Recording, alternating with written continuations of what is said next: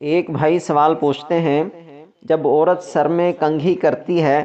تو عورتیں کہتی ہیں کہ سر کے بال پھینکنے نہیں چاہیے، ان کو اکٹھا کر کے قبرستان میں دبا دینا چاہیے، اس کا کیا حکم ہے؟ اس کا جواب یہ ہے،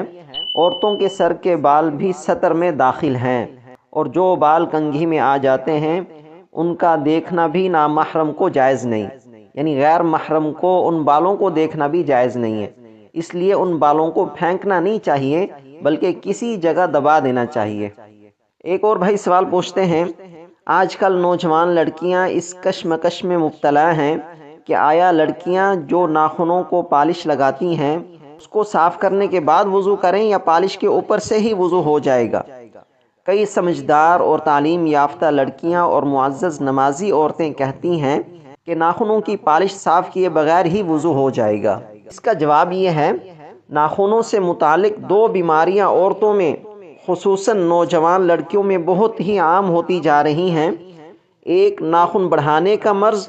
اور دوسرا ناخن پالش کا۔ ناخن بڑھانے سے آدمی کے ہاتھ بالکل درندوں جیسے ہوتے ہیں اور پھر ان میں گندگی بھی رہ سکتی ہے، جس سے ناخنوں میں جراثیم پیدا ہوتے ہیں اور مختلف نوع بیماریاں جنم لیتی ہیں۔ حضرت صلی اللہ علیہ وسلم نے 10 چیزوں کو فطرت میں شمار کیا ہے، ان میں ایک ناخن تراشنا بھی ہے، بس ناخن بڑھانے کا فیشن انسانی فطرت کے خلاف ہے، جس کو مسلم خواتین کافروں کی تقلید میں اپنا رہی ہیں۔ مسلم خواتین کو اس خلاف فطرت تقلید سے پرہیز کرنا چاہیے۔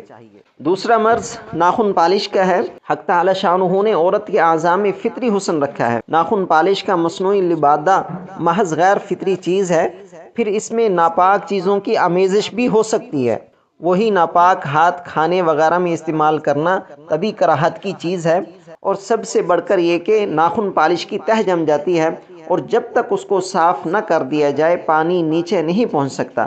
جس سے نہ وضو ہوتا ہے نہ غسل، آدمی ناپاک ہی رہتا ہے۔ جو تعلیم یافتہ لڑکیاں اور معزز نمازی عورتیں یہ کہتی ہیں کہ ناخن پالش کو صاف کیے بغیر ہی وضو ہو جاتا ہے، وہ غلط فہمی میں مبتلا ہیں۔ اس کو صاف کیے بغیر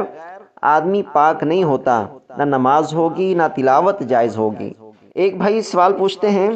اگر کہیں موت آ گئی تو ناخن پالش لگی ہوئی عورت کی میت کا غسل صحیح ہو جائے گا یا نہیں؟ اس کا جواب یہ ہے کہ جس عورت کے ناخنوں پر پالش لگی ہوئی ہے اس کا غسل صحیح نہیں ہوگا، اس لیے ناخن پالش صاف کر کے غسل دیا جائے۔